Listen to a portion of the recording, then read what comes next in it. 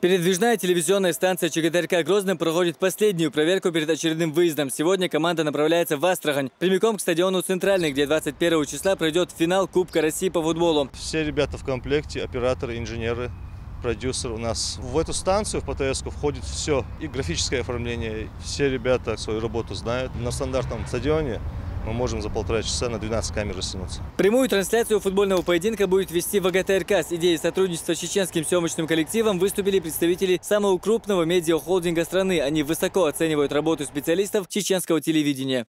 Наша команда за последний год достигла достаточно высокого уровня. Она участвует в трансляциях футбольных матчей РФПЛ, турниров ММА международного уровня. И мы очень рады, что именно наша команда выбрана для трансляции финала Кубка России.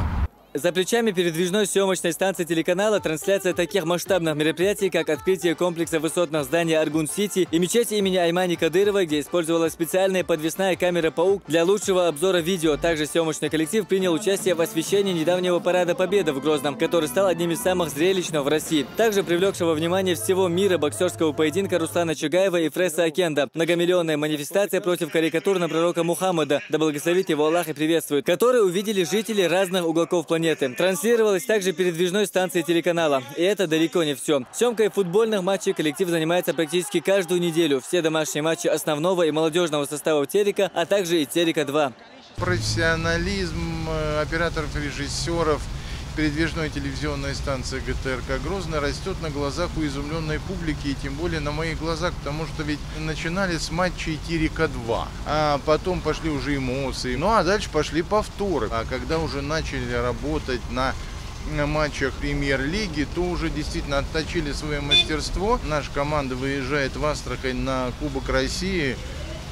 Это в какой-то мере показатель того, что этих ребят уже можно бросать вот на самое сложное, потому что есть уверенность, что покажут они его во всем блеске. Большой объем работы ПТС выполняет и при освещении нередких бойцовских турниров в Грозненском Колизее, передавая сигнал и на федеральные каналы. Улучшение качества картинки и режиссерской работы оценили не только специалисты, но и, самое главное, простые любители спорта, большая часть которых футбольные болельщики. Когда смотрю футбол на канале Грозный, я заметил в последнее время, что улучшилось качество картинки.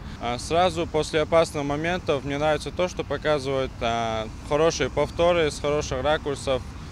Очень все четко и красиво.